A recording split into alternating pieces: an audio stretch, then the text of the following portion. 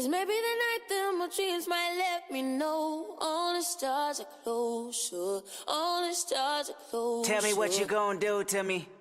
Confrontation ain't nothing new to me. You could bring a bullet, bring a sword, bring a morgue, but you can't bring the truth to me. Alexa, play Kendrick Lamar and SZA. Okay. Maybe the night that my dreams might let me know. All the stars are closer. With Amazon Music, a voice is all you need. Get tens of millions of songs. Download the Amazon Music app today. Blog Talk Radio.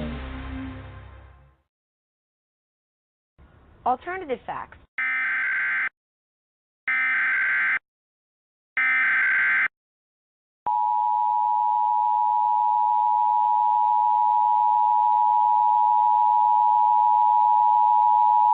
The following message is transmitted at the request of the United States government. At 12:07 a.m. Eastern Daylight Time, numerous unidentified objects of unknown intent and unknown origin were detected at high altitudes over multiple locations of Earth's outer space by the National Radio Astronomy Observatory, and these objects are presumed to be some form of controlled aircraft. It is not known if more of these aircraft will arrive, or if they will attempt entering Earth's atmosphere. United States citizens are encouraged to monitor local media outlets, as more updates will follow as information becomes available.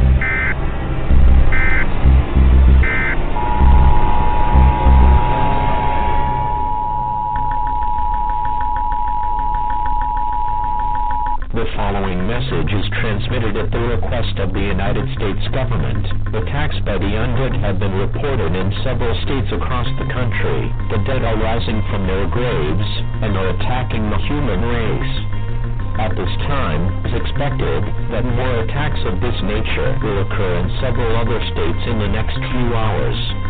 The intent behind their attack is unknown at this time. He has been observed that a bike or exchange of fluids is a method of transmission.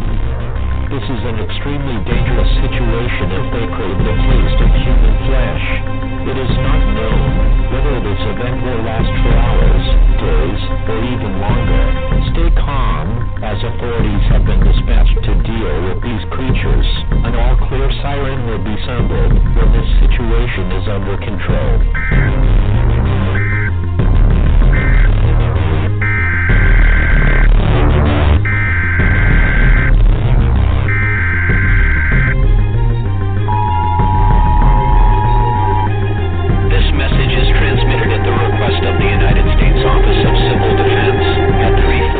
Pacific Standard Time, nor is detected a long-range nuclear missile launcher. This missile is believed to be headed in the direction of all residents within a 400-mile radius of this area should seek a fallout shelter immediately.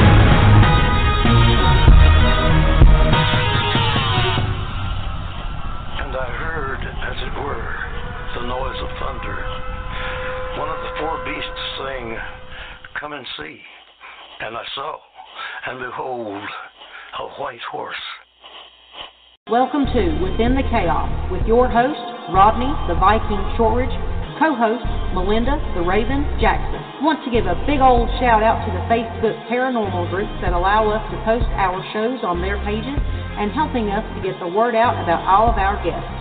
Also, a shout out to the Connor sisters. Hats off to Misty and Ashley. They are the founders of SOS Sisters of Salem Paranormal Research Society and host of their podcast, Paranormal Party. You can find them on Facebook under Paranormal Party. If anyone would like to speak to Black Diamond Paranormal Society, BDPS, to discuss your paranormal questions or issues, go to our website at blackdiamondps.org or email blackdiamondps@yahoo.com. As always, our services are free. Good evening, everyone, and thank you for joining us tonight. You can listen in by calling 516-387-1922, or you can go to the Vibe Radio Network website at blogtalkradio.com/Vibe Radio Network. For deep within the heart of the Appalachian Mountains, I'd like to welcome everyone and thank you for listening to Within the Chaos. My name is Rodney Shortridge, and I'll be your host tonight, along with my beautiful raven, Melinda Jackson. First off, I'd like to give a shout-out to my cousins up in Ohio, Jennifer and Joe Shortridge of 222 Paranormal. If you get a chance, check out their talk show. You can find them on Facebook under 222 Paranormal. Do you hear him? The Phantom is coming. Are you ready?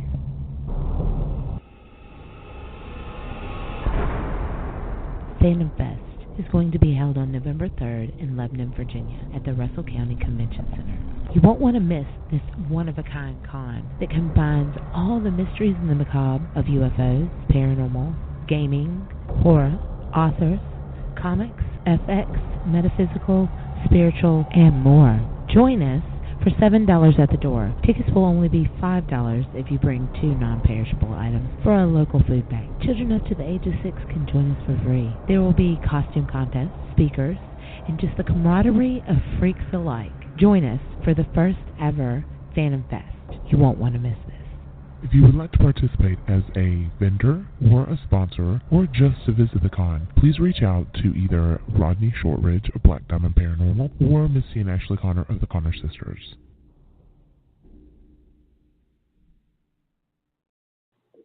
Well, howdy, good folks.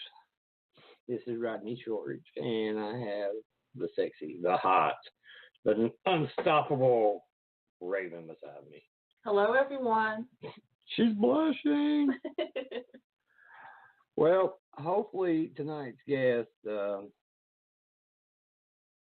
Gerard Haran, will be on the show tonight. He hasn't called in yet, but, I can tell you just a little bit about him. He's a minor league baseball player. He's a comedian, writer, producer, and director. So, until we wait till he calls in, I want to tell you, I'm sorry about last night's show. We had a scheduling conflict. Plus, the damn internet was down last night, too, all over, I think, half the damn county. And it didn't come back up till later today. So I've rescheduled that for tomorrow night, starting at 8 p.m. Special time, special day, with some special ladies. We'll have Melinda and Chrissy on the show, Chrissy Klein. They're going to teach us about witches, witchcraft, and paganism, and Wicca, and all that good shit. So, how's your week been? Oh, great week. Halloween was this week. Samhain. Had a good time. We want to talk about Black Diamond Paranormal Society Halloween parties celebrated at your home. I had it at my house. It was awesome. We all laughed, and I hope it was good food. I was eating like a motherfucker.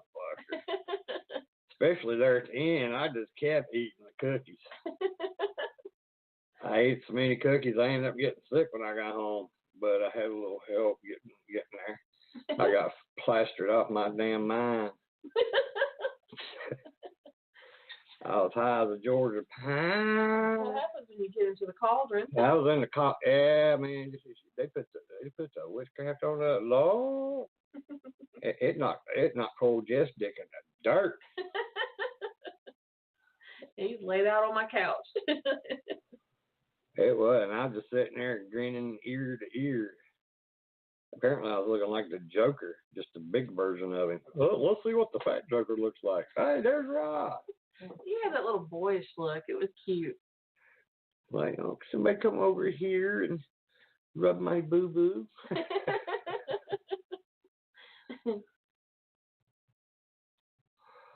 So what else happened during the party? Anybody else get all toasted up?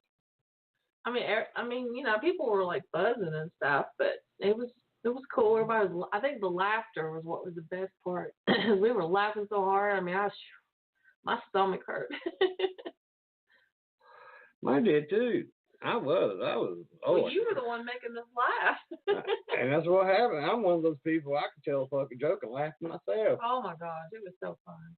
So much fun. And if we get Gerard on here, then, you know, he can give me some pointers on about how to make people laugh even better. Actually, I think you got it whipped there, Rodney.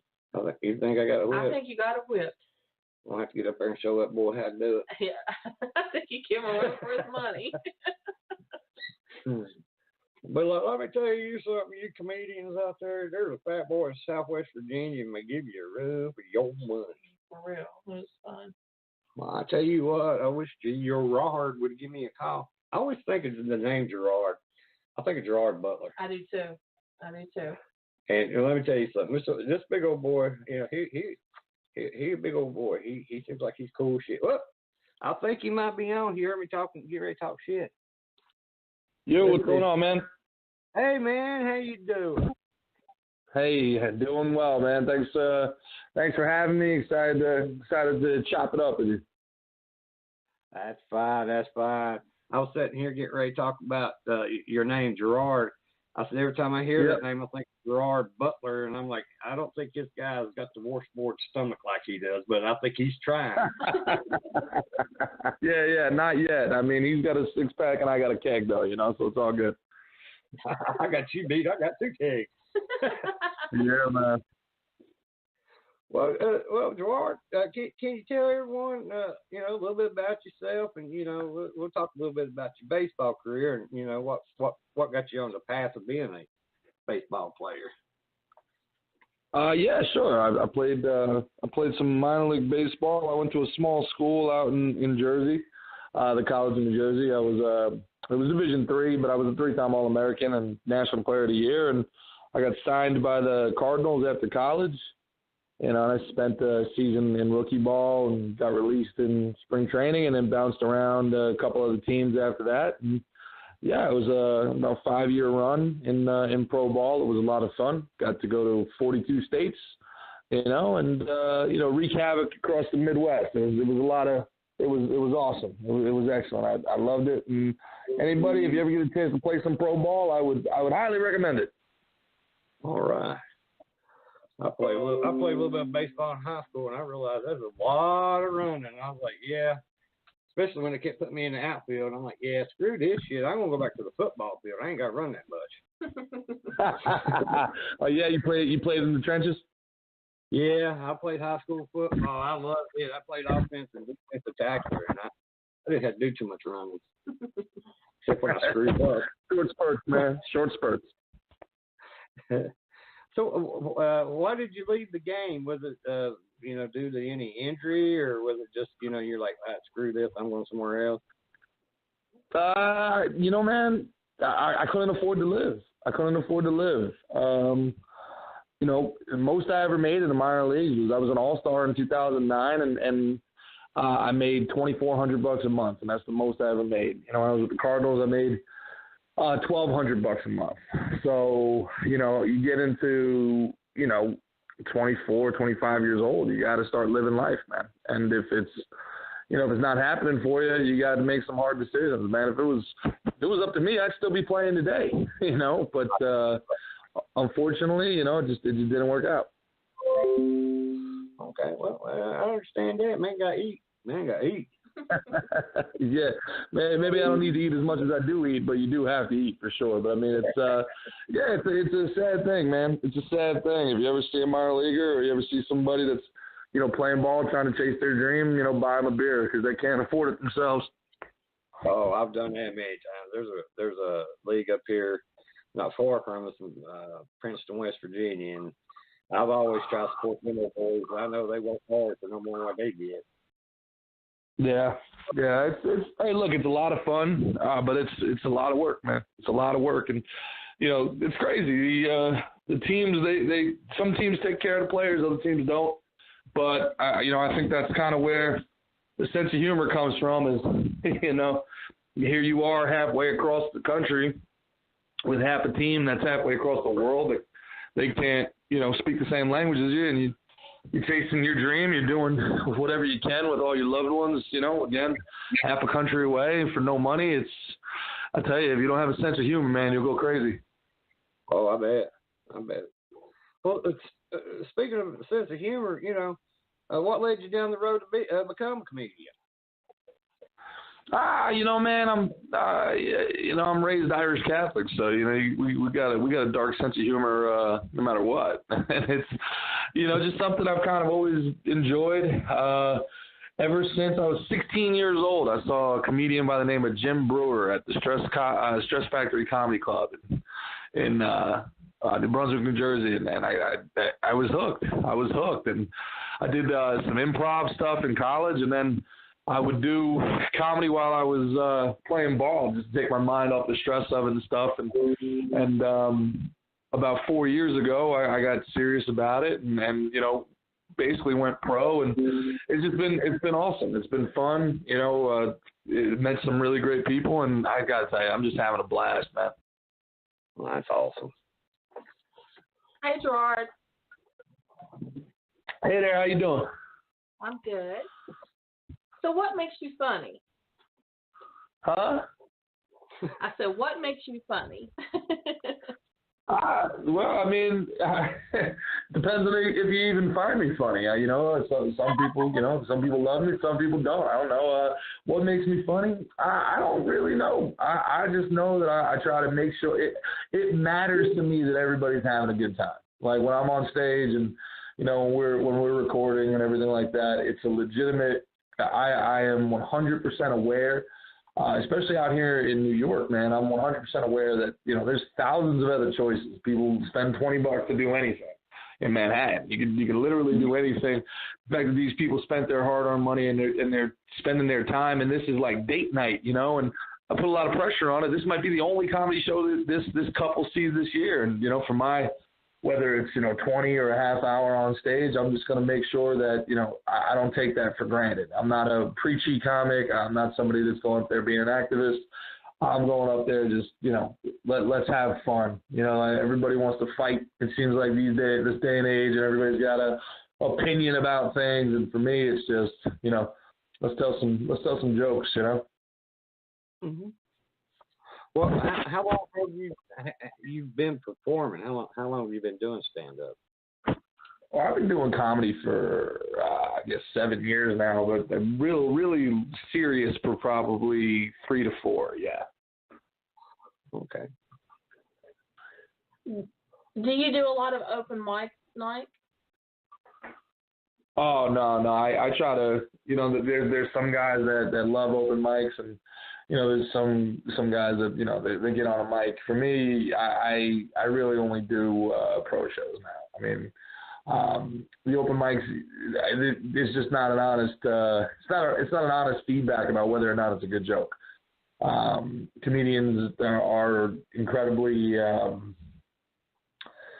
it'd be like going to a football game, and the only people in the crowd are other football players. Like there's no honest reaction to, whether or not a joke is working or not working, or if it's going to have universal appeal. So for me, I try to avoid open mics, actually, if I can. Well, when you started out, did you do any open mics, or did you just pretty much able to? No, that's all I did. That's all I did in the beginning. All I did. Again, I was going around the country playing ball. So if there was an open mic in town, I would do an open mic in Lincoln, Nebraska, St. Paul, Minneapolis, and yeah, it would be like open mics. And then, from open mics you go to bar shows, and then from bar shows you can start doing some club shows, hopefully, and then from club shows you start doing some road gigs. So, it's like I'm in the minor leagues all over again. Mm-hmm. Well, how hard is it to do stand up on stage in front of so many people? While they're watching you. You're trying to make them laugh. I gotta tell you, after baseball was done, I actually dabbled in MMA. I was ranked second in the world, believe it or not, in Brazilian Jiu-Jitsu in 2015 in my weight class. And so I fought in front of like 10,000 people at the Pan Ams. I played baseball in front of like 15,000 people. and I've done comedy in front of 23 people, 24 people, and I'm telling you right now, standing up on stage telling jokes to 20 people is 50,000 times harder and more terrifying than standing there against some 6'5" Texan throwing 100 miles an hour in front of 15,000 people. It's a difficult thing to do. It's a difficult thing to really get good at. But I love it, and it's a rush like no other. For me, that's skydiving for me every time I get on that stage. And still, even now, to this day, it's still a rush. Well, I know you do a lot of videos, and you've got a lot of big fan base. And I've noticed that a lot of comics today are doing these little short comedy clips on and posting them up on YouTube. Is that helping you get your name out? I mean, what's the process and all that, and how that works? Yeah, I love it. It's actually, believe it or not, something that's really frowned upon in the comedy and entertainment community. Like, the people, the other comedians don't like to do it. They think it's beneath them, or they'll wait for their TV gigs and all this other stuff. And for me, it's just another way to be creative, have a creative outlet. The videos are all just fun. If you guys have seen the videos, if you haven't seen the videos, you can find them all on Facebook. Just type in Gerard Haran on Facebook, and you can see all the videos are on my Instagram. And it's, what the heck, man? It's fun. And, again, it comes down to entertaining. People want to pay, $20 to come see you, perform. And, like, there are people that have come see me perform in Atlantic City. And then, you asked before what makes you funny. And I'm like, well, now, you paid your $20. You got my jokes on stage for 20 minutes. And now, you can follow me on Facebook, Instagram, YouTube, and you can have all this free comedy whenever you want it, So I love it. I love interacting with the fan base. It's been so cool, man.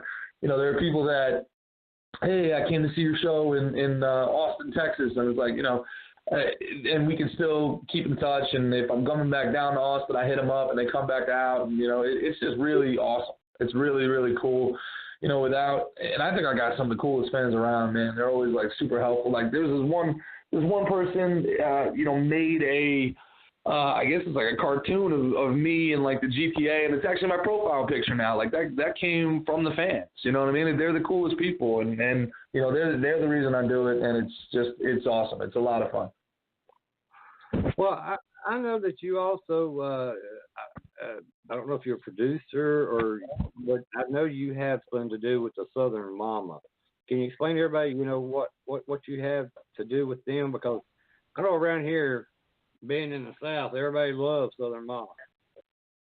Yeah. I worked with Southern Mama and Bang Productions. I did about 6 months with them and John Cosma. I didn't do much with Southern Mama. I did a couple shows with Southern Mama in Raleigh, North Carolina, and then maybe Greenville. But yeah, I worked with another gentleman, Ginger Billy, more closely. Ginger is an awesome guy. If you're a fan of Southern Mama, I'm sure you've heard of Ginger Billy. And if you haven't, check him out. He's a great dude. We worked on a video, Thick Chicks, together, and that was that was really, really cool. And to see the success that's had has been great. And I wish Ginger all the best for sure. Yeah, I was lucky enough. I went to one of their shows that they had here in Bristol, well, near us in Bristol, Tennessee, and I interviewed Gary Carville. And I got to meet them all, and I tell you what, I ain't lasted that much with a bunch of. I'm like, y'all ain't nothing but hillbilly. Yeah. Gary's a great guy. Yeah, Gary's a funny guy, and I got that. Red Squirrel is about as funny as it gets. Red Squirrel might be the funniest woman in America. I hope one day she gets her own talk show on TV. Yeah, she's great. I know I see one of her videos where she's talking about getting a scope shoved up her ass, and well, she was tore all the hell about that. Well, if anybody can handle it, it's definitely red. So, what process do you use to develop your stand-up? As far as your comedy material. The biggest thing is just to constantly, never be satisfied with what you have. Just constantly write. and then, be brave enough to try new stuff. Because, you may think it's the funniest thing in the world in your head, and then you say it on stage and everybody else just starts staring at you, and that's a tough thing. So, it's just to be brave, keep trying new things. Don't get locked into a set, and then the biggest thing is, all the sets are recorded now in today's day and age. That's great. So, you come off stage and you actually watch it. And again, this goes back to being an athlete in sports. Like, you'd watch your swings after the game and say, my foot got down too late, or I let that ball get in on me a little bit too much. It's the same thing with comedy. You watch your set and you're like, I said that joke wrong, or I should have left a pause here. And then you make the mental notes, and then you go out and you try to execute it. You're just constantly evolving. And the great thing about it is, this is why people need to keep going to shows, right? Because then you become a part of it also.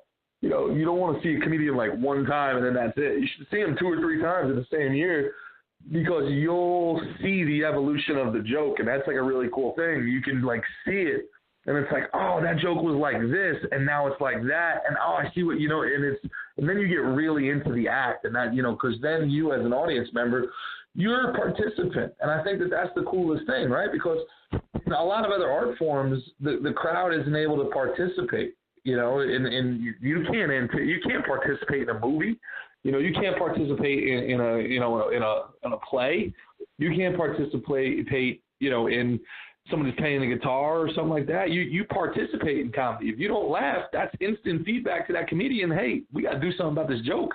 So the crowd has a say in the act. You know what I'm saying? Mm-hmm. Mm-hmm.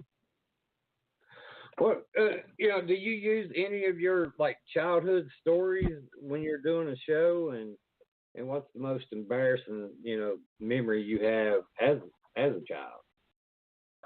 I don't talk about my childhood a lot in the show. My show, my act right now is mostly about just being a big dude. You know what I mean? And in a world that wants everybody else to get smaller, here I'm antiquated technology. I'm a battleship in a world full of aircraft carriers. You know what I mean? So, as far as what is what's embarrassing about my childhood, man, I don't know, man. There's a ton of embarrassing things about my childhood. Who doesn't have embarrassing things about their childhood? Huh? I said, you got that right. I don't know, one time it wasn't embarrassing for me. I went to go take a piss in 4th grade and came out, my dingerling still hanging out, and everybody pointing and laughing at me. Well, thank God it was back in the day. Now forget it. They mark you. Yeah, you'd be done. You can't be a Supreme Court justice now, buddy. You got that right. You never know. Somebody, and just my luck, a few years from now, somebody's gonna come out and say, you know what? I'll see you come out of Wendy's and your dingerling was hanging out. I'll be like, was it? I gotta tell you, what the craziest thing, man? If that happened today, somebody would snap it and it would be on Instagram, it would be on YouTube forever. It's not even like it happened and it's funny. It's out there. I think that's the craziest thing to me, man, is how much the lengths I went to make sure my parents didn't know about the dumb shit I was doing. You know what I mean? The things that I did to make sure, climbing in the windows and brushing my fingerprints off of the whiskey bottles. I thought my dad would go dusting for prints. You know what I mean? In the cabinet. So now these kids, man, they put everything on Instagram. Then they're snitching on themselves constantly. It's like, what are you doing? Some of these things I see with these younger kids, man, and I'm like, you don't think your boss, you don't think these schools, you don't think your coaches are going to look at your Instagram? What are you doing? Crazy to me. Oh, I know. That's what I kept. My daughter, she's like me. She's very opinionated, and she's a shit talker like me. And she posts that shit everywhere. And I keep telling her, I'm like, girl, you can forget about working at the Pentagon. That shit ain't ever going to happen. Yeah, that's it. You did it to yourself. What are you doing? You're crazy. The whole rest of the world is going to try to tear you down. Why are you giving them ammunition? It's like the world's got a bullet pointed at your, the world's got a gun pointed at your head, and you're like, hey, here's some bullets. Come on.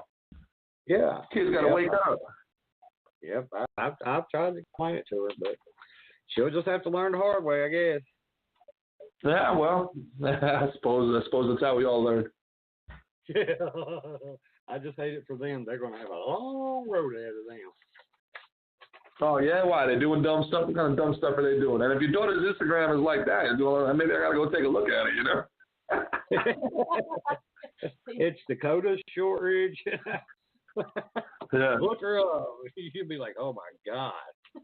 I can't believe that's just. So you guys are out in West Virginia, huh? You guys, are you Mountaineers fans? Oh, no, we're close to West Virginia. We're about 40 miles from West Virginia, but we're actually in Virginia. Virginia. I spent a summer in Shenandoah Valley. Yeah, that's not far. That's about an hour drive from us. 2 hours. Okay. I lived in Newmarket, Virginia. Yeah. Yeah, that's a couple hours away from us. Yeah. That was a good time. That was a great summer.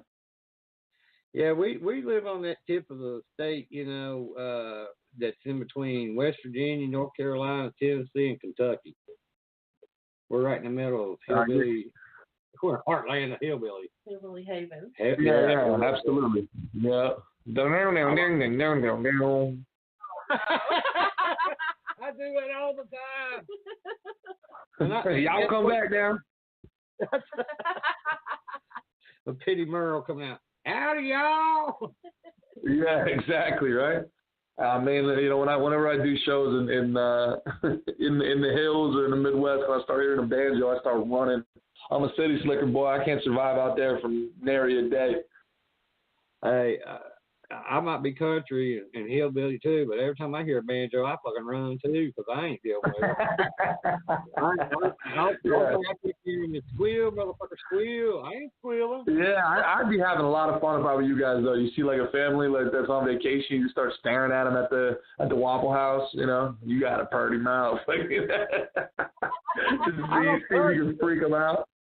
I've done shit like that when people come around here at Hardy stuff back in the day when I was drinking and stuff a lot more, and you see somebody come up in like New York or New Jersey tags, and they come out and they look at you, and you're like, that boy right there got pretty Mac on him, and you're exactly. There you go, right?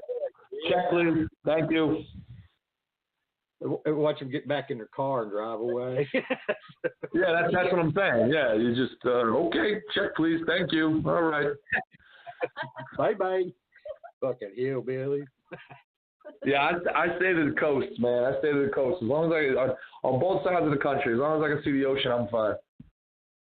Well, I used to drive a truck cross country and stuff from North Carolina, California, and of course all over the rest of the country. And when I'd get up, say up in your area or out in California and stuff, they're like, "Where are you from?" I'll be like, "Well, if you already could tell I got a different voice, you know I'm not from around here." They're like, "Where are you from, Georgia or Mississippi?" I said, "Fuck no. I'm from Virginia." "Oh, they talk like that there too?" Yeah, you definitely, to me, man, you don't have what I would consider a Virginia accent. You definitely have, like, I would think like a Tennessee accent or something like that, yeah. Yeah, I'm awful close to Tennessee, so it probably rubs off a little bit of them. Yeah, that's another place I played. I played in Johnson City, Tennessee. That was another fine place that I've taken on this journey. But yeah, man, it's cool. So, like, what kind of food they have out there by you? Are you a big grits guy? Are you a biscuits and sausage gravy, or what's going on? Are you barbecue? What do they got going on where you're at? I like to hear about people's food, man. If you can't tell, I'm all about food, baby. I like hearing what people like. Oh man, it's biscuits and gravy and barbecue here. Oh Lord, that's what's wrong with all the carbs and sugar you can eat, huh? That's right. You got all these doctors around here getting rich off our fat asses. I'm serious. I walk in, they're like, "How you doing, Rod? I see you gained a little weight. I get to write another prescription today." Well, they got prescriptions. I got to get a better doctor. Shit. Yeah, they'll write them down here. I tell you what, there's a county right over from us in West Virginia. They have a population of something like, I don't know, 15,000 people. And within a year, they wrote out something like 1.5 million OxyContin prescriptions. And the government finally came in and said, "What the fuck's going on?" Yeah, that's a sin, man. That's a sin. Like, that's Yeah, we've got a really bad oxy problem where I grew up down in Jersey, and I've never seen anything like this. I mean, obviously, growing up, Brooklyn, New York, Jersey, like you saw crack, you saw, all the other drugs. I've never seen anything destroy families quicker and just devastate entire towns like this OxyContin pill epidemic, man. It's terrible. And like it's the doctors, like you said, it's the doctors writing the scripts, man. It's insane to me. It's insane. A friend of mine that I do comedy with over at West Side Comedy Club, she got a root canal, which obviously is terrible, but she got a whole course, a month's worth of Oxy and Percocets from a root canal. I'm like, just take 2 Tylenols and eat some ice cream, you'll be fine. Like, I mean, you really need a month of freaking of heroin in pill form for a toothache? Is that really what we're doing now? It is. That's what they're doing. I mean, it's that. You're right. It's terrible. In West Virginia, neighboring state, I watched a documentary where they was talking about this epidemic going there. It's really bad there. That their morgues stay so full that it takes sometimes months before people actually can pay to have the body transported to their hometown to actually even give them a decent burial. Oh my God, that's terrible. It makes you miss the days of meth, doesn't it? I mean, meth and cocaine. Maybe that's the deal. Maybe that's what everybody's waiting for out there, man. They're like, if they're just trying to get the dosage right. A little bit of meth to go up, some oxy to come down, and then you'll find the middle somewhere in between eventually, right? Yeah, eventually. If you don't kill yourself, you might get there. Well, progress. Progress is messed up, man. It's messed up. It's just terrible. It's messed up. There's a lot of guys I played with, man, that have issues now because you got to understand when you're taking painkillers and you're playing ball, you're not doing it to get high and you're not doing it to party. You're doing it to play. Play through pain, and you're a warrior. And everybody's like, yeah, man, this is a tough guy, and it's a good thing.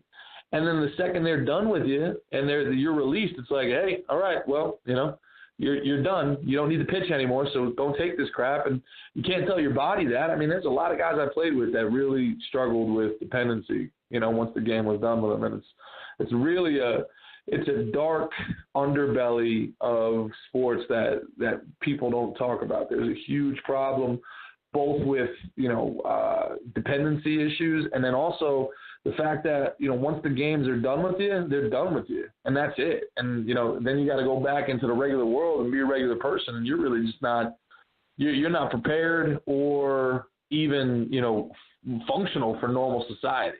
So it's just something that eventually, God willing, this comedy thing continues going well, and one day I can have a platform and hopefully a couple dollars that I can put together, and that's definitely something that I'm going to undertake is, trying to make sure that when people are done, be it baseball, football, basketball, whatever, that these athletes are prepared and ready for the next step of their life, because it's something where everybody is just like, oh, dude, suck it up. What's the worst thing? You got to get a real job now? And it's not even like that. There's actual chemical dependency issues.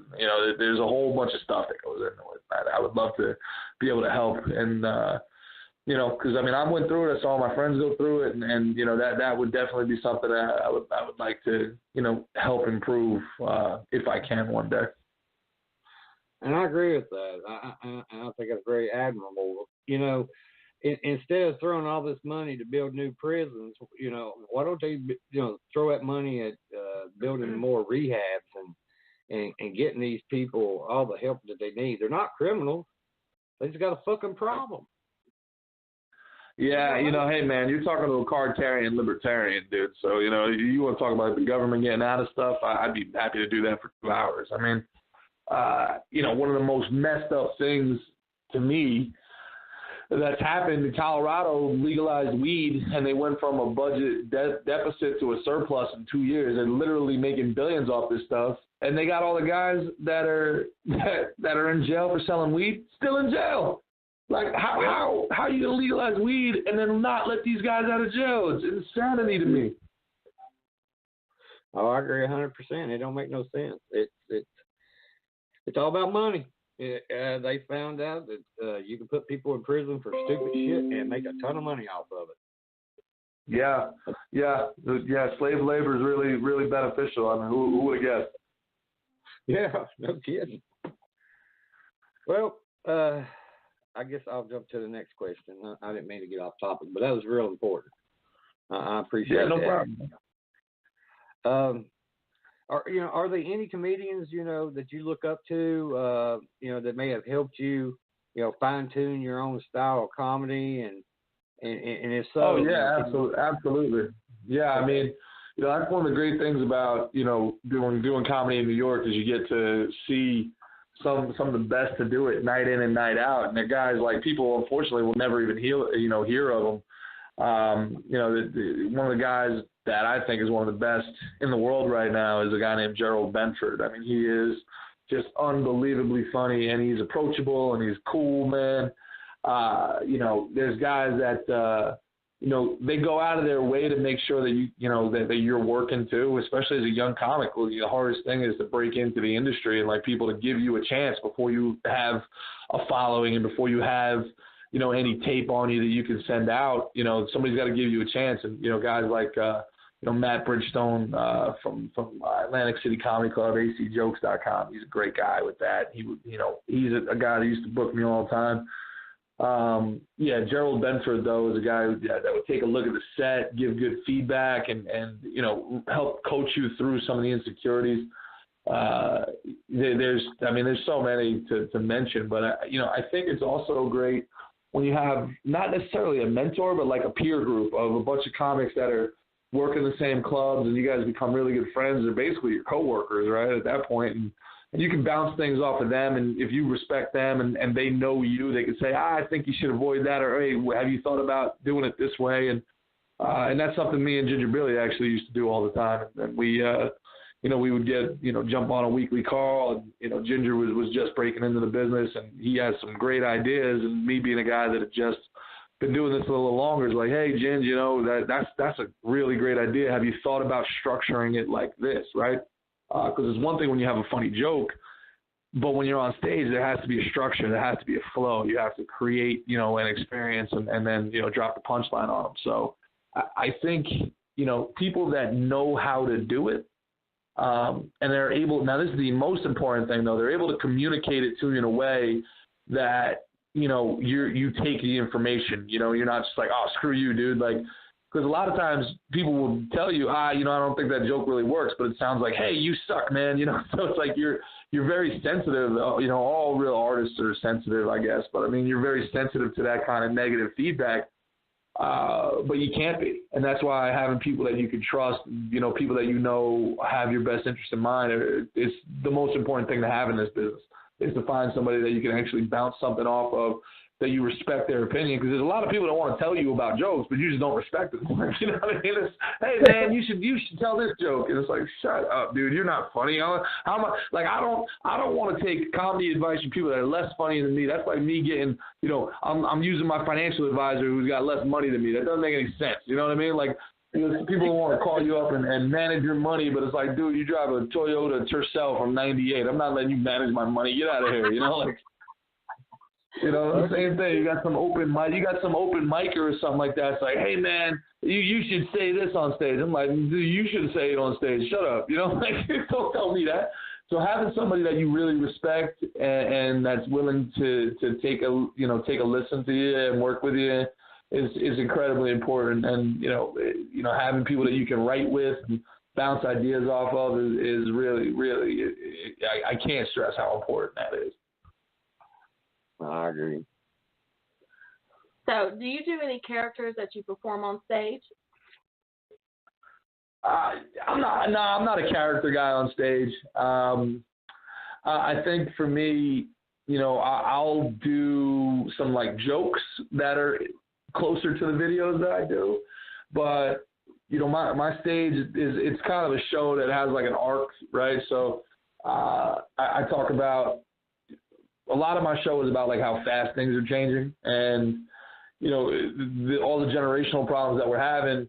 I can't keep up. Like, am I a millennial? Am I a zennial? Am I Gen X? Like, what am I, man? Like, at the same time, it's like I want to go see Post Malone, so I'm a young kid. But then it's like, but I can't go to a concert because I got IBS and I stress out too easily, and I fall asleep at 11 o'clock. So, you know, I'm like, I'm kind of a kid. I'm kind of an adult. Like, what's going on here? I like bright colors, but I also, you know, got to pay rent. So it's like, what's going on here? So. Yeah, for me, it's more. I'm more of a stream of consciousness guy. I'm more of a, you know, I guess, hey, have you thought of that type of comedian than, like, I'm not Larry the Cable Guy or anything like that. I mean, that's not to say anything bad about those guys, but yeah, I don't have a character and go up on stage. For me, I mean, I don't know. To me, that's not really like stand-up comedy. That's more like doing a one-man show, or, you know, that's like doing, you know, a little more clown than comedian type of deal. You know, I look up to, you know, my favorite comics of all time are, you know, Patrice O'Neal and, you know, those type of guys. So, I mean, that's who I kind of strive to be. Okay. So, what is your thoughts on Trump being president? Hope for the best. I like that he pisses off the people that I don't like. But I wish that he didn't do a lot of the things that he does. Look, I don't care about politics, you know, when it comes to that sort of stuff. For me, if one person's millionaire is in charge instead of somebody else is a millionaire, it makes no difference to me down here at the bottom. So I hope he's doing the right things. I think this will be controversial here. I'll give you something real controversial. I think democracy is stupid. I really do. I think any sort of voting apparatus, any sort of governmental system where Cardi B's vote counts exactly the same as Neil deGrasse Tyson's is a stupid system. So I don't know. I don't have an answer for it. I just want, you know, the brightest people that have the least amount of greed or ambition are the people that are running our country. And unfortunately, I think the system that we have, we get literally the exact opposite. We just get greedy, incredibly ambitious people that have absolutely no scruples about getting to where they want to get to. I don't think that that's a recipe for success. Well, do you do any political comedy? I used to. And honest to God, I just don't think that people want to hear it anymore. I think nobody changes their mind ever. I think, you know, however you think before you start the political debate on Facebook, no matter how many comments it is, you think the same exact way after. I don't think anybody has ever gone, oh, well, you know what? I never thought of it that way. That's a great point, Bob, and I'll consider that in the midterms. That's never happens. They say screw you, and then they block you, right? I mean, so I think that for me, huh? I said, Rodney knows all about that one. I catch him. Yeah, so I don't think nobody gets into these debates to actually try to change anybody's mind. It just comes down to I'm smarter than you, I'm smarter than you, I'm smarter than you, I'm better than you, I'm better than you, I'm more moral than you, I'm more moral than you, I'm more moral than you. That's all we're saying. It's this giant, you know, virtue signaling. We're screaming into this abyss, you know, and it's terrible. It's awful. So do I do any political humor? I do one or two political jokes, and they end up being a gag on the crowd. I do them at the end. The crowd always gets like super tight. Every single time the crowd gets tight, because really all they're saying when you tell political jokes, half the crowd is like, say something I agree with. Say something I agree with. It's not even if you're funny. I think people are browbeat. The same political jokes are said on TV every night. You know, anybody that's pro-Trump, they feel attacked all the time, and anybody that's, you know, anti-Trump, you know, they're so anti-Trump, and they believe it almost like a religion. So saying a joke is, you know, it's just, honestly, it comes down to who you are. And look, George Carlin would be screaming at me. He'd smack me for saying this. You know, speak truth to power. For me, I'm not up there trying to lecture people. I'm up there trying to make sure people have a good time. I'm up there to make sure. I don't want to make you feel uncomfortable. I don't want to make you, have to guess, what I am before you think I'm funny. Because again, I told you I'm a libertarian. So, one of the things about libertarian is whether you're conservative or liberal, you're going to find something that you disagree with me about. So, it's for me. I try to slip them in there, but I noticed sometimes around 3 years ago, the jokes started getting less and less and less laughs. And I just think it's one of these things that are really something that everybody is really tight about. Everybody has their opinions on it. And for me, I don't go there unless I have to go there, but it's also a generational thing. When I play older crowds, I'll talk politics. Younger crowds, it gets, there's a lack of civility in the younger generations when it comes to politics. It's a very emotional thing, right? Nobody says, oh, I don't like Trump. They say, oh, you're a racist, a misogynist, and you think women, should get raped. And it's like, what? Huh? What just happened here? So, and then what are you going to do? You're going to get into a debate with irrational people? Of course you can't. You can't expect an unreasonable person to be reasonable. So for me, it's too risky that you're going to lose half the crowd, and the payoff just isn't big enough if the joke hits. You understand what I'm saying? Mm-hmm. Yeah, I understand completely. So with that being said, are you politically correct or incorrect with your stand-up? If you're a politically correct stand-up comedian, you got to figure out another line of work. That's right. That's like being a pacifist football player. It's like being, you're anti-violence, but I want you to go be middle linebacker. That's not. You got to find another line of work, my man. You know what I mean? You can't be. Yeah, I mean, come on. You have to. The whole thing about it is you have to push, people's. You can't get people to laugh unless you do two things. You get them to connect with you in some way, like, oh, you know what? I like this guy because he reminds me of my uncle, my dad, my brother, my first boyfriend, or, he just seems like a cool dude, or, oh, man, I had the same experiences growing up in the same generation. You have to connect. That's number one. And then number two is you got to make people uncomfortable. Comedy comes from the uncomfortable. There's nothing funny about comfort, right? It's about connecting, and that connecting is trust. And then it's to try to, stretch that trust as far as possible without losing it altogether. That's the comedy game. Mm-hmm. Well, do you ever get any hate mail? I feel like you're asking if I've gotten your letters, and no, I don't think I haven't gotten your letters. No. I do. Of course. I mean, I get nasty messages all the time, and or really really nasty comments on some of the videos. And hey, you know what? More power to them. If they feel like it affected them in some way. Like we just did the guy I was telling you before, Gerald Benford. We did a video about child support. It's on, and I got a website coming if you want to go to GerardHaran.com. It's under construction right now. All the videos will be up there soon. But yeah, if you go on YouTube or on Instagram or on Facebook, Gerard Haran, you can see this video called The Ghost of Child Support.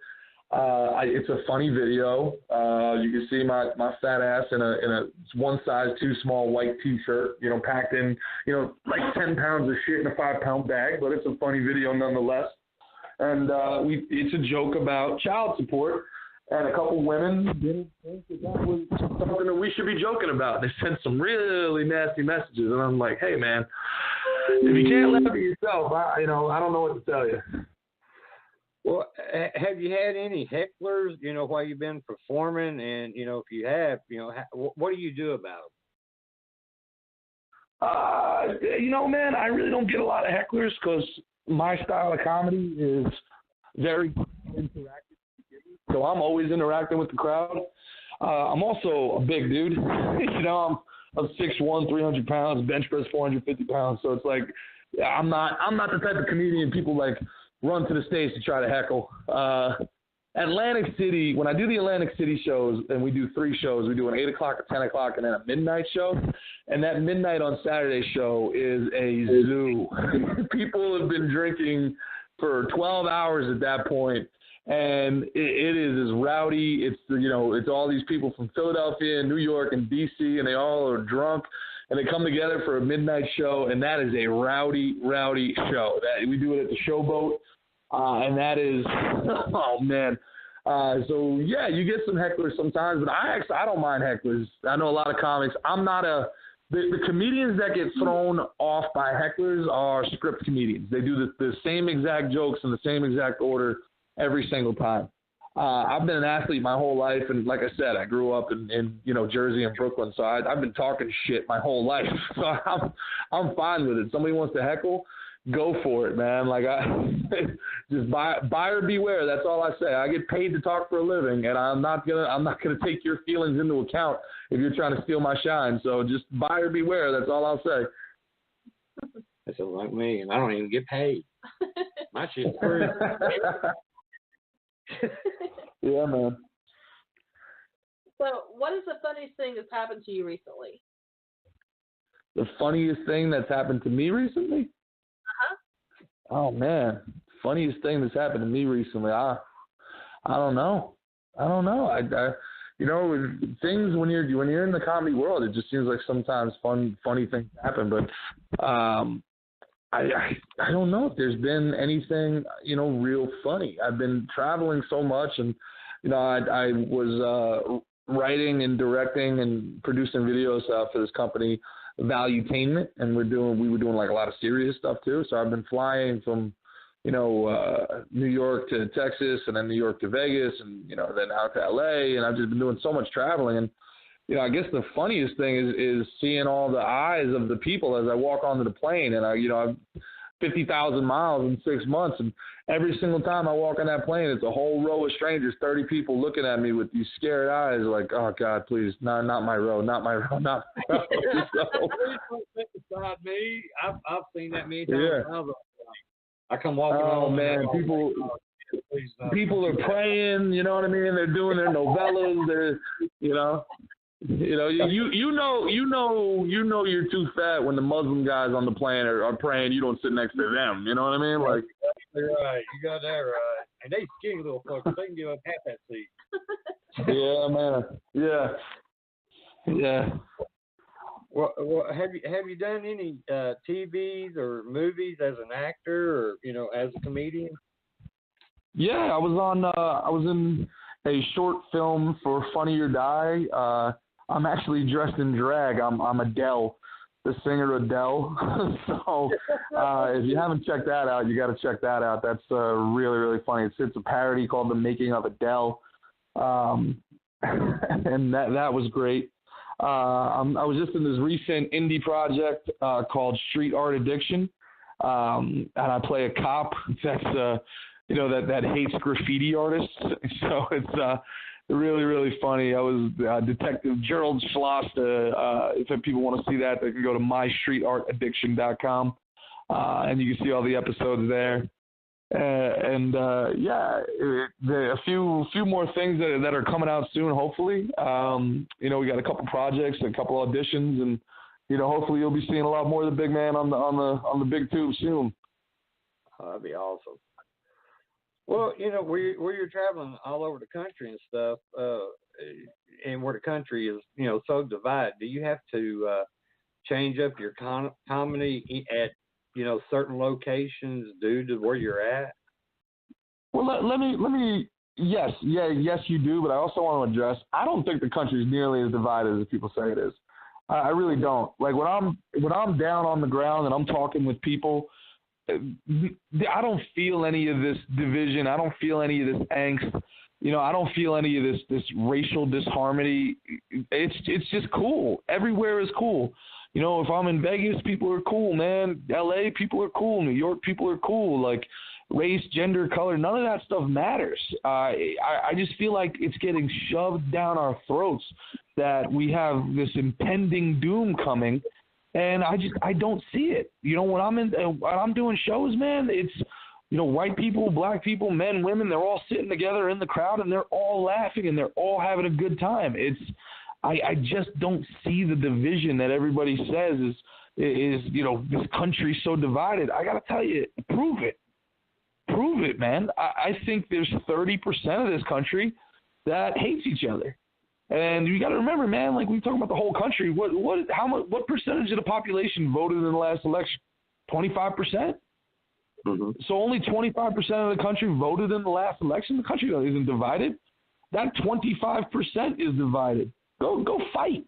Fight it out, you guys. Go for it. Leave the 75% of us that love our neighbors and just go about living life and just try to pay our bills and have fun. Let us do our thing, man.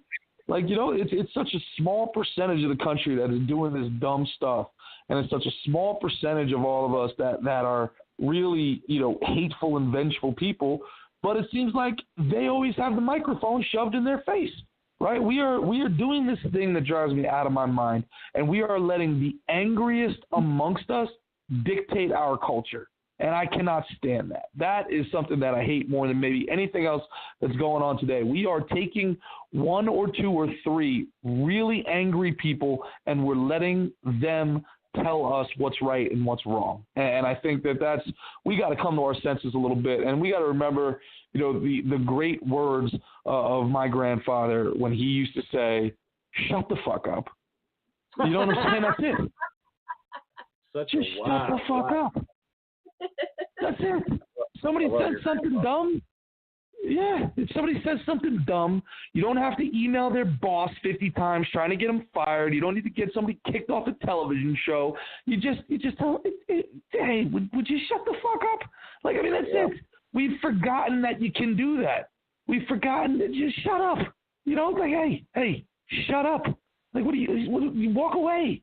Why is everything a major issue? Like, why is everything this, stop the presses, somebody did something stupid and we need to be incredibly angry about it? No, just tell them, hey, man, you're a moron, shut up, and then go about your life. Like, we've completely, like, everything grinds to a halt until this injustice is rectified. No, just, hey, man, you be the jerk, shut up. Like, we've forgotten you can do that. That's true. So, but I will say the one thing but you are right that you do have to change up your act. Like particularly when I go to the Midwest and down south, any of the cursing or some of the more sexually explicit parts of my act are not nearly as well received as they are in like the more urban areas. And that's something that I'm learning is this, like if I use the word, forgive me, I don't want to get too dirty on your show here, but I mean, if I use the word dick, if I use the word dick, I've had women come up to me, in Texas and in Florida, can you use the word pecker? It's like, what? Okay, sure. I mean, it's the same thing, right? Like the joke is the joke. You know what I meant. Why does the word that I use, dropping an F-bomb for us up here is no big deal. I mean, we learn that, the F word probably before we learned any other word up here. It's just our way of life. But, if you start dropping F-bombs out in Peoria, then they're not super thrilled about what the rest of your content is. So, yeah, that's an adjustment. Some of the more cultural stuff is an adjustment. But the other stuff, nah, it's not. I don't worry about it. I'm telling you, I don't see the divide. That I don't see the impending doom that everybody swears is happening. I haven't seen it. Well, I catch fucking shit around here all the time by the way I talk. They're like, you're the most country motherfucker around here, and you cuss more than any goddamn sailor that I've ever seen around here. And I'm like, you know what? Fuck you. I talk the way I talk, the way he likes it, But I do. Once you testify, I catch a lot of fucking hell for who I am and what Forgive me, Father, for I have sinned. It's been 77 seconds since my last F-bomb. You know. I'd probably be going around. Oh, that's okay. Just give me 10 Hail Marys and you'll be fine. Well, Father, hell, we might as well make it 30 Hail Marys. You got anything? You do. Okay, I'll do it. Oh, I'm sorry, my bad. Well, as a comedian, I'm sure you do a lot of writing. How do you come up with your material for your shows, and what inspires you? All right, I'm gonna be honest with you. It's booze. That's the elixir. You write drunk and you perform sober. That's the it's I'm a big people watcher. I like watching people, and what the worst part about it is that sometimes some of the best ideas will happen like right as you're falling asleep. It's 11 o'clock, 12 o'clock at night. You're just about to fall asleep. You close your eyes, you quiet your mind, and then this idea for a joke pops up in your head, and it's like, oh man, and then you got to play this roulette with yourself that if I just go to sleep, I'll remember the joke in the morning. I'll remember it. Crap. And then you got to get up and you write the whole joke out, and you think it's just going to be a little thing, and it ends up being a long thing. And yeah, it's just, that's one of the things that I've learned is that, I used to have these ideas for jokes, and, I wouldn't have my pad on me, or I wouldn't, my phone would be dying, so I couldn't voice memo it. And, no big deal. I'll remember the joke later. And I tell you, man, almost every time it disappears.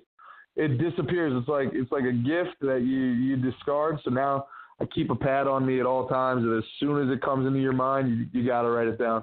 As soon as it comes in, because it's the damnedest thing. They disappear. It's like you can't even remember what the premise was. Forget the joke. It's like, well, oh my God, it was so funny. What was it? And it's gone. It's like your brain eats it. Like it's insanity. So now I feel stressed about it. If I get this idea, I feel like a clock ticking down, like it's an episode of 24, it's like beep, doop, beep, doop, going 10, 9, 8, and I gotta get this joke out. So, So, who is your favorite comedian of all time? My personal favorite comedian of all time? Oh man, my personal favorite comedian of all time is a guy that's about as different from me as you could possibly get. But I just think Mitch, the comedian named Mitch Hedberg, for me, is just so funny. And I think a lot of people may not find him funny. I find him very, very funny. But I also appreciate his style of comedy just for how hard it is, because he just does one-liners, basically. He does one-liners and puns, and he does it for 60 minutes. So if a normal joke takes 2 or 3 minutes to tell, and you're doing a 15-minute set, well, you got to have, 10 to 15 jokes. That's a lot of jokes. Imagine a dude like Mitch Hedberg had 60 jokes in 60 minutes. He's doing a joke a minute. He's doing 4 times as many punchlines as any other comedian doing the same hour. It's just so freaking impressive. And the guy cracks me up. I've heard all of this stuff multiple times over. He died of an overdose, unfortunately. So, we're not going to get any new Mitch Hedberg stuff, but it's just, I've heard his stuff, and I'm telling you, every single time I hear it, I just smile and laugh. He's just so good, and it sucks that the world lost a great one. Well, I'm gonna jump back to when a crowd is not really receptive to a joke. How do you proceed once you see that joke is not hitting a mark? That's a tough one. That's a toughie. I guess it depends on how much time you have left in your set. Were they receptive to you, and then this joke was just a bad joke? I think that's really what you're trying to figure out in your mind. Like, hey, man, is this just a bad joke and I need to go to another joke, or is the crowd just not feeling me? And for some people, it's like, well, just tell the jokes and get through it and get your money and go. And other people are like, all right, I'm going to bail on my material and let's try to get something out of this crowd. For me, I try immediately to tell a joke that is a little bit edgy, and then from there, the way the crowd reacts to it tells me, okay, this is where my set needs to go. I need to go with, a little more bland, set for this crowd. This crowd, is not receptive to the edgy material. Or if I get some laughs out of that, I'm like, okay, let me see if I can push them a little further. So, the idea of like reading a room, that famous cliche, read the room. You can't like just look at the room and know exactly what it is. Reading the room is constantly taking the temperature on how the crowd is reacting and receiving your material. And again, it goes back to that trust. So you have to establish the trust first. And then from there, you push them a little further, you push them up, they're pulling back, they're tightening up. Okay, we're gonna ease off it a little bit. And that's, that's the concept of kind of being a professional. There's a lot of really funny people. There's a lot of people that can tell jokes. That's the hard thing, what you just talked about there. That's the hard thing, is knowing how far you can push it and when you got to start pulling back. Mm-hmm. Well, do you do any ad-lib on your shows? Oh, yeah, all the time. Actually, sometimes my girlfriend will talk to me after the show. She'll get a little mad at me. She's like, well, why don't you just tell the jokes that work? Why don't you just do the same jokes in the same order that work? Why are you out there? Yeah, for me, I'm having a lot of fun. It goes back to what we talked about, an hour ago. I want to meet the people, man. I'm a man of the people. I want to talk to the people in the front row. I want them to feel like they're a part of this. So, and then sometimes they'll say some stuff and it goes off the rails. And you know what? Let's go with it. Let's have some fun. It's a party. It's a party, man. Let's have some fun. So yeah, I ad lib probably more than most comedians. Well, do you make a living doing comedy, or do you work another job? Yeah, I work as a producer. I work as a producer and a writer, director. So I work in the film and digital media industry in addition to doing comedy. So yeah, I entertainment is my life. Yeah. Mm-hmm. Okay. What is the one small thing that you would like to add or change in your life that you feel would help your comedy? Well, the one small thing I'd like to change in my life is none of your business, madam. All right. Wow. No. What's one? Yeah. What's one thing I'd like to change? I don't know. I really don't know. I have no complaints. I'd like some management. That'd be cool. I wish I had somebody taking some of his work away from me and doing the bookings and doing all that. But I mean, I have no complaints. I've got an a truly incredible fan base that are constantly interacting with me. I love our fans. I love that it's growing. Got a lot of great friends in comedy. I got an incredibly supportive girlfriend who goes to all the shows and listens to the same jokes over and over. I mean, there's so much that I'm really grateful for that I really don't worry about what I need to change. I'm just super grateful and excited, and I really hope to continue growing and just kind of waiting for that big break, and I hope that big break comes. Oh yeah, I do too. I like to see it. So, what's your thoughts on Bill Cosby? Bill Cosby? Yeah. Oh man. Jeez. Hey, the judge said he did it. He did it. He's a bad guy. I also just think this is a generational thing. It's changing so fast that, I don't think he honestly thought he was doing anything wrong when he was doing it. And we look at it now, 30 years later, through, our modern eyes, and, we say, wow, this guy's a monster. I don't know. I really don't know. I don't know. I feel weird, if the guy obviously, these women felt like he hurt them. So, that's not good, but also I don't know. Yeah, I don't really have a great answer for you there, man. I got to be honest with you. I think the craziest thing about it is the comedian Hannibal Buress is the reason for Bill Cosby's demise. You know, Bill Cosby was just, everybody was forgotten about him. He was just an old dude. And then Hannibal Buress started talking about how, hey, man, how come nobody ever wants to talk about Bill Cosby? He has like 30 rape allegations. And the world was like, wait, what? And it became a huge news story. So Hannibal Buress is like responsible. It was a comedian that did this. It's crazy. Well, speaking of Bill and all this, you know, how do you think that this may or may not affect, you know, the comedy world? The comedy world is a pretty liberal place. I don't think that surprises anybody to hear. And it's a place for, you know, a lot of different people.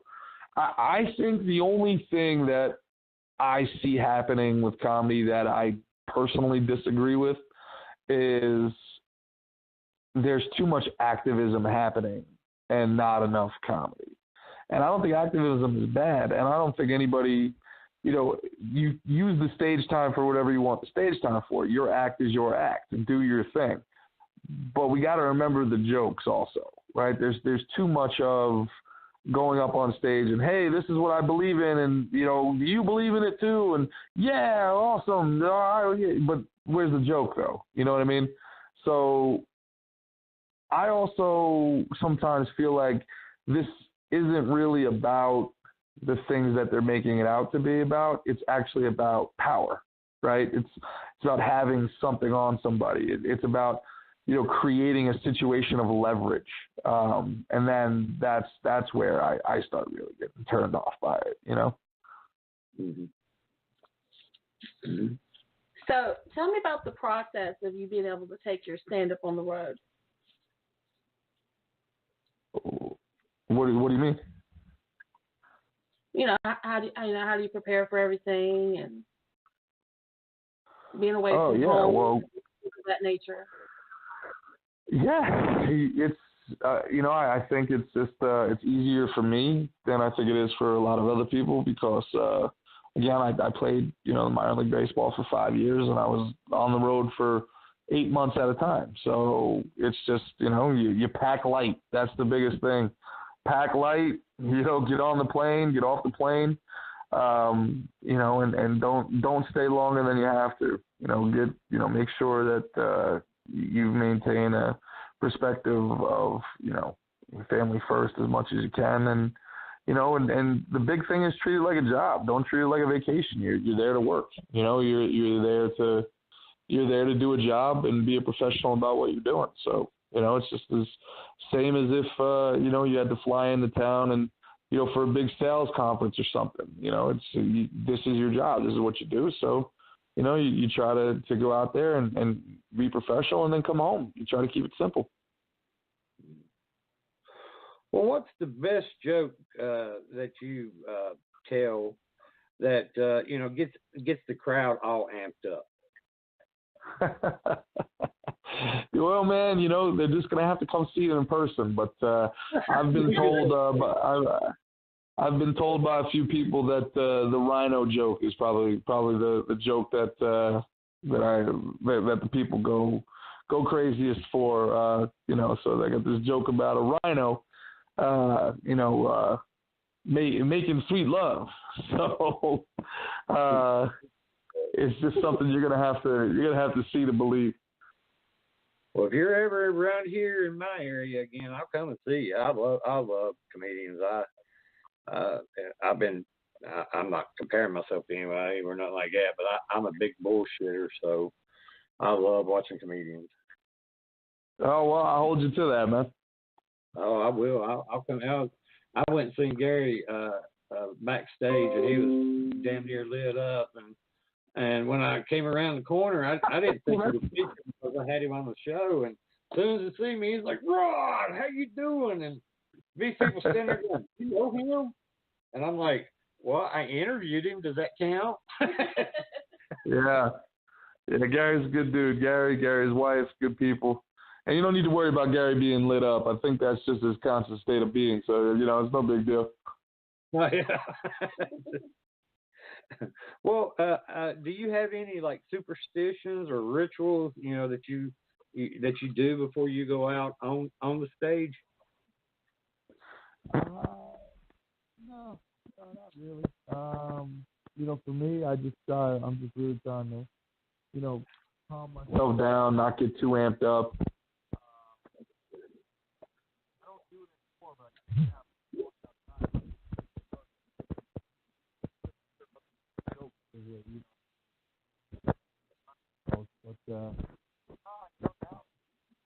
I think we're. You to do your job. There you are. There you are. We barely heard you. Sound like you went to Mars on us. Oh man, yeah. But long story short, no big superstitions. No big superstitions. I know those guys they do a big prayer before the show. They all pray and stuff. And for me, I don't really. I think God's probably got better things to do than worry about having a good show. So for me, it's just about getting my mind right, calming my mind down, and just going out and having a great time, man. And I think that's the biggest thing. You want to make sure everybody's having a great time. Yeah, I can see it now. I'd be sitting there praying, go, Lord, forgive me for all the fucks I'm getting ready to say. Amen. Yeah. Yeah, or give me the strength to stop saying it every other word. I need a clean set, man. Shoot.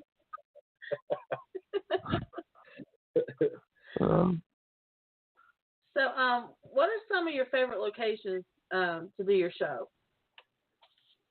Well, I got to tell you, the show that I did with Southern Mama in Raleigh, North Carolina was awesome. That was Raleigh, North Carolina.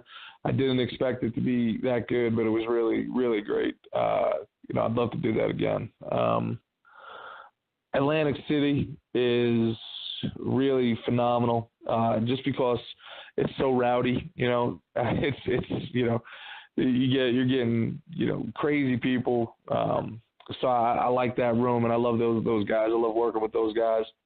And Jersey City. I think Jersey City has got a really huge art scene that's blowing up. Jersey City is right across the Hudson from New York City. So it's got that professional New York comedy feel, but it's not as corporate. So it's pretty cool. I love those places. But I mean, pretty much everywhere was pretty good. Where else, man? I mean, there's just so many other places. I mean, LA is cool.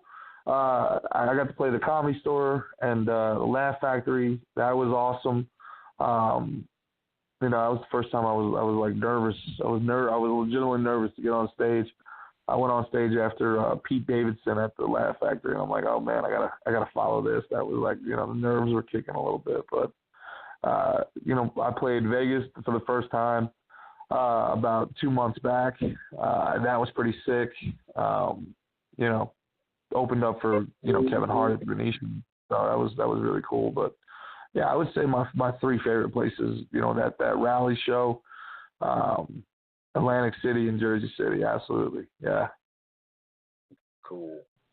Well, do you have a least favorite? A least favorite?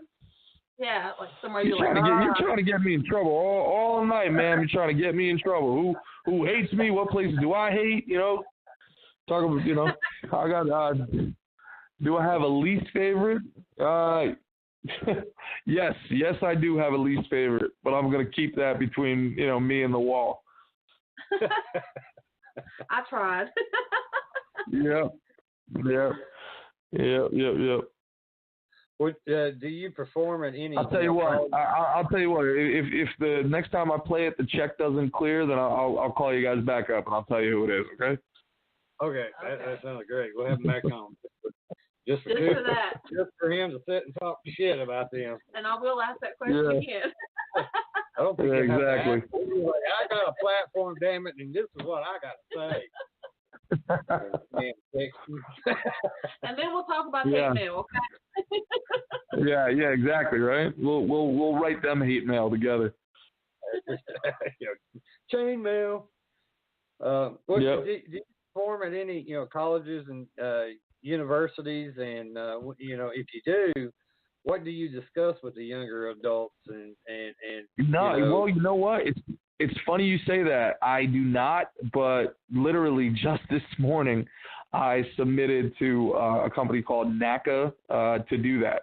So, fingers crossed. Hopefully, I get selected, and then I go to the showcase. And if I go to the showcase and I do well, then I'll be performing at colleges all across the country. So that's something I really want to do for sure.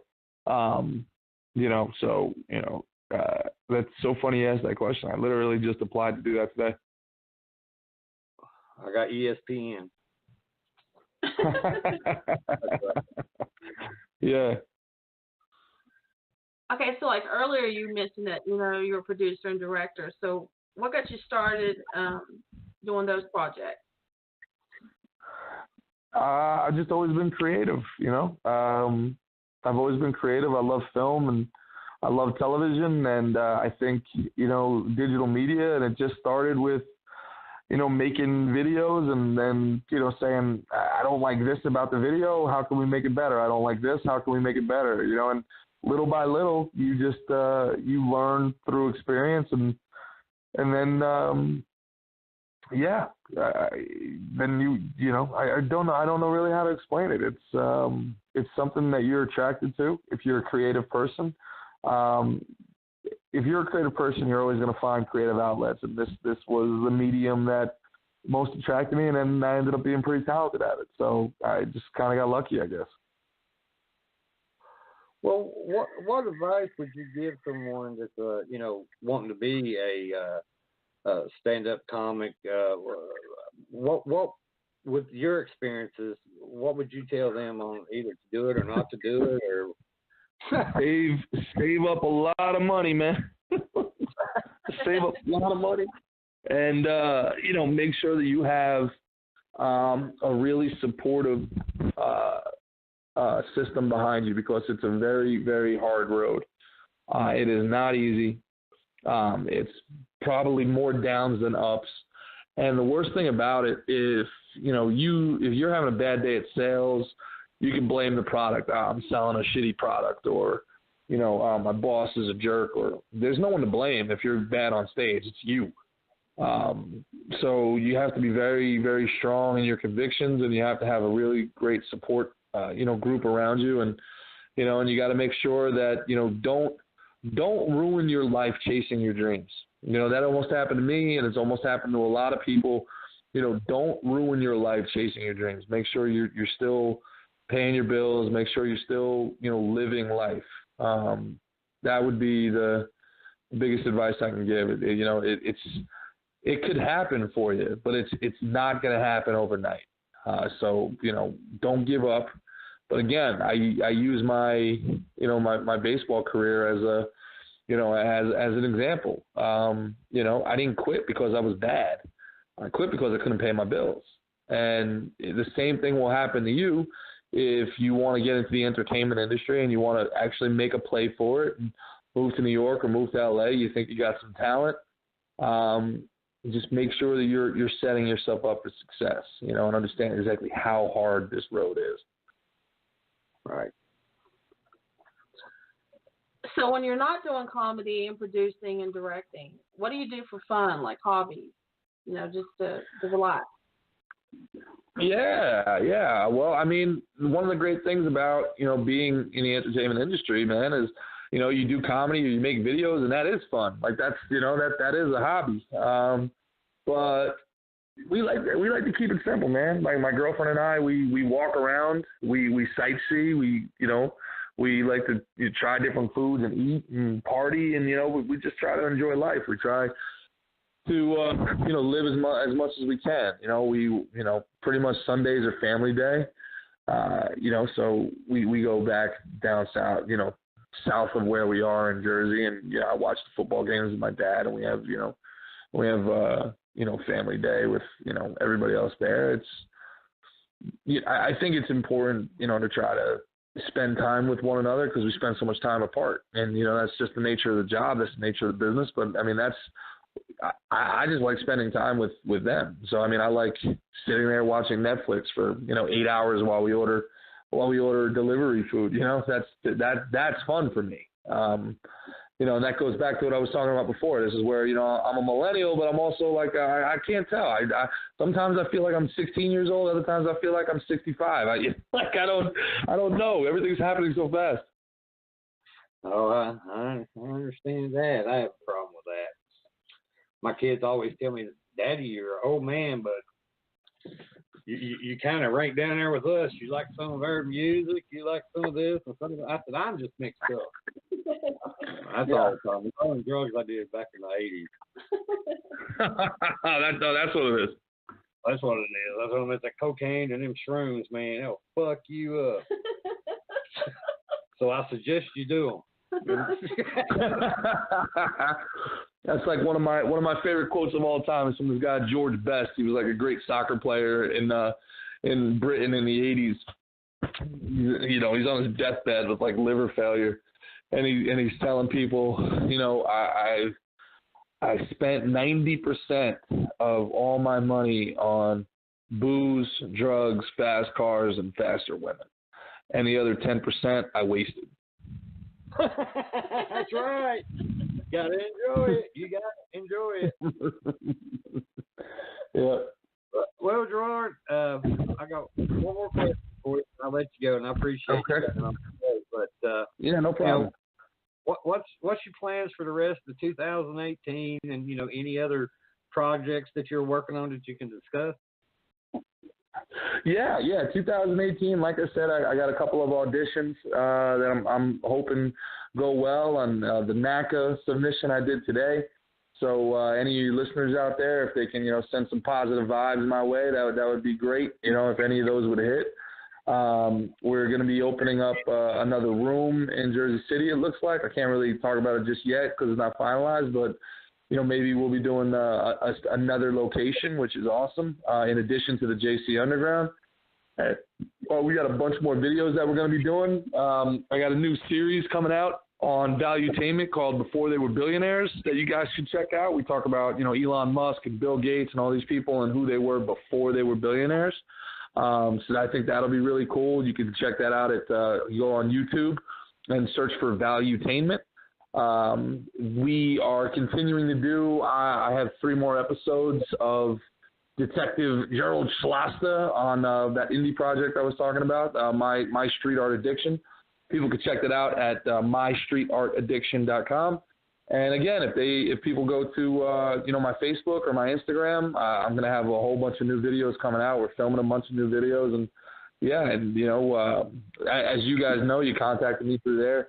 I'm on there all the time. It's not like some corporate thing that's being run by other people. If you message me, I try to get back to everybody, and we just have a lot of fun. So yeah, just continue to check me out on Facebook. I guess you guys will post a link or whatever, Gerard Haran, and on Instagram the same thing. I'm trying to build the Instagram up a little bit, so if people could follow me on Instagram, that would be really cool. Oh, that's awesome. And yeah, anytime you're close, I'm gonna keep an eye on your schedule. So if you're close by, I'm gonna make the drive and come by and see the big guy, and then you can see another. That'd be great, man. I'm actually, I'm me and one of my fellow comics, this guy Lonnie Bray. He's a great guy. He's got a lot of family down in D.C. He's looking to put together a D.C. show. So I don't know where in Virginia. Well, you're on the other side of Virginia, but if we do, if any of your listeners are down for a weekend in D.C.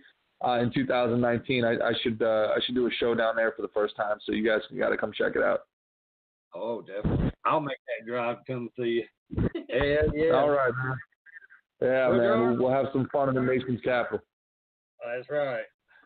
I appreciate it. I do. I greatly appreciate you coming on the show. It's been great, and I'll let you go because I know it's past your bedtime, and I know your girlfriend's got to tuck you in. Yes, sir. Absolutely. Well, you have a good night, sir. And like I said, anytime you want to come back on the show, you're more than welcome. Hit me up or I'll hit you up. Be like, hey, I need a fill in. I need to make a talk some shit. I'm a film. All right, guys. This was a lot of fun. Thanks for having me. Oh, thank you, sir. You have a good night.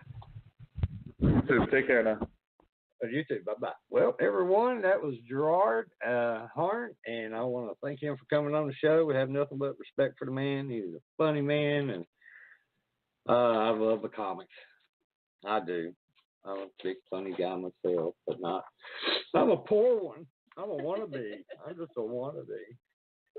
But due to, like I said, yesterday, schedule conflict and all that shit, tomorrow night we'll have our Halloween special. I know Halloween's already passed, but we'll still do it. And like I said, that'll be tomorrow night, Friday night, at special time, 8 p.m. I'll post all that up for everyone, and we'll have her sexy hot Melinda Jackson on it, and the young, sweet, innocent. That's bullshit. That's what I say. Irk. That's a bullshit. Little shit talker, Chrissy Klein. Yes, she will. And like I said, they're gonna be schooling us about a lot of stuff tomorrow night. So y'all check out that show. So, you got anything you want to add, take away, slap out there? Just everybody have a good night. Everybody have a good night. See you. Well, not see you, but talk to y'all tomorrow night. Have a good one. Bye. I love it when she does that. So. That's it for us tonight. I want to thank everyone that took the time to listen in. I'd like to give a big shout out to the Vibe Radio Network and to Ryan for putting up with us. Also to all the first responders and our men and women in the armed services, thank you for your service and the sacrifices that you and your families make every day to keep our great nation safe. Tune in next week to another exciting show starting at 10 p.m. Eastern Standard Time. Everyone can go to our Facebook page Within the Chaos, and don't forget to like our page to see upcoming guests along with past shows, postings, or you can also go to my website at www.blackdiamondps.org or blogtalkradio.com/Vibe Radio Network. Also, we have a YouTube channel, so go to YouTube, look up Within the Chaos for past shows. Thanks again. Until next week, everyone have a safe weekend and have a good night. And love you all. Be careful out there.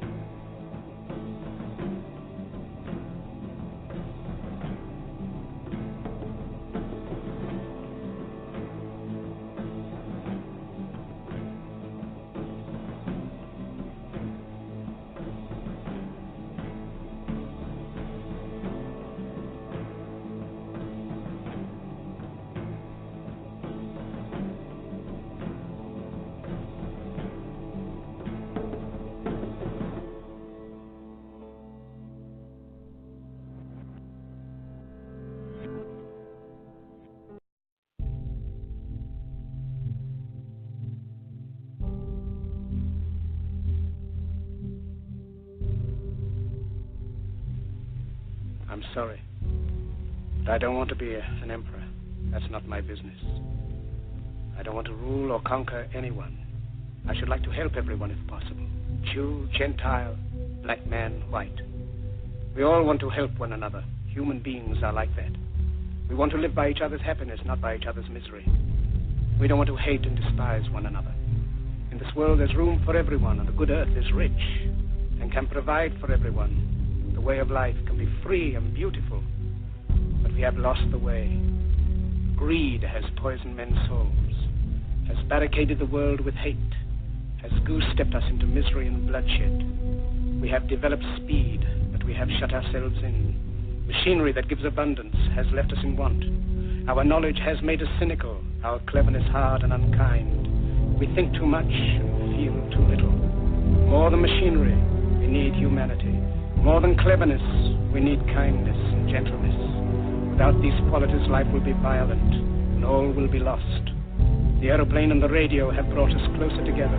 The very nature of these inventions cries out for the goodness in men, cries out for universal brotherhood, for the unity of us all. Even now, my voice is reaching millions throughout the world, millions of despairing men, women, and little children, victims of a system that makes men torture and imprison innocent people. To those who can hear me, I say, do not despair. The misery that is now upon us is but the passing of greed, the bitterness of men who fear the way of human progress. The hate of men will pass, and dictators die, and the power they took from the people will return to the people. And so long as men die, liberty will never perish. Soldiers, don't give yourselves to brutes, men who despise you, enslave you, who regiment your lives, tell you what to do, what to think, or what to feel, who drill you, diet you, treat you like cattle, use you as cannon fodder. Don't give yourselves to these unnatural men, machine men with machine minds and machine hearts. You are not machines, you are not cattle, you are men. You have the love of humanity in your hearts. You don't hate, only the unloved hate, the unloved and the unnatural. Soldiers, don't fight for slavery, fight for liberty. In the 17th chapter of St. Luke it is written, the kingdom of God is within man, not one man nor a group of men, but in all men, in you. You, the people, have the power to create machines, the power to create happiness. You, the people, have the power to make this life free and beautiful, to make this life a wonderful adventure. Then in the name of democracy, let us use that power. Let us all unite. Let us fight for a new world, a decent world, that will give men a chance to work, that will give youth a future and old age a security. By the promise of these things, brutes have risen to power, but they lie. They do not fulfill that promise. They never will. Dictators free themselves, but they enslave the people. Now let us fight to fulfill that promise. Let us fight to free the world, to do away with national barriers, to do away with greed, with hate and intolerance. Let us fight for a world of reason, a world where science and progress will lead to all men's happiness. Soldiers, in the name of democracy, let us all unite!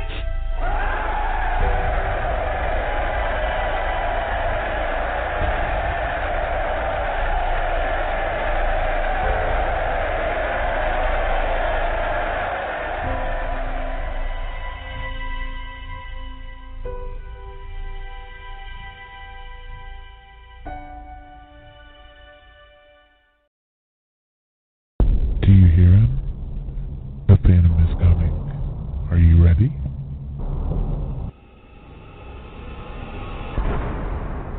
Phantom Fest is going to be held on November 3rd in Lebanon, Virginia at the Russell County Convention Center. You won't want to miss this one-of-a-kind con that combines all the mysteries and the macabre of UFOs, paranormal, gaming, horror, authors, comics, FX, metaphysical, spiritual, and more. Join us for $7 at the door. Tickets will only be $5 if you bring 2 non-perishable items for a local food bank. Children up to the age of 6 can join us for free. There will be costume contests, speakers, and just the camaraderie of freaks alike. Join us for the first ever Phantom Fest. You won't want to miss this. If you would like to participate as a vendor or a sponsor or just to visit the con, please reach out to either Rodney Shortridge of Black Diamond Paranormal or Missy and Ashley Connor of the Connor Sisters.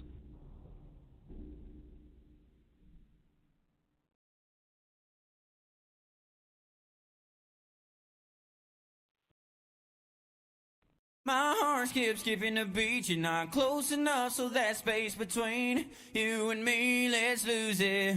The way you're dancing, swaying to the music, girl, that body and how you move it. Every time you cross my mind, girl, I lose it.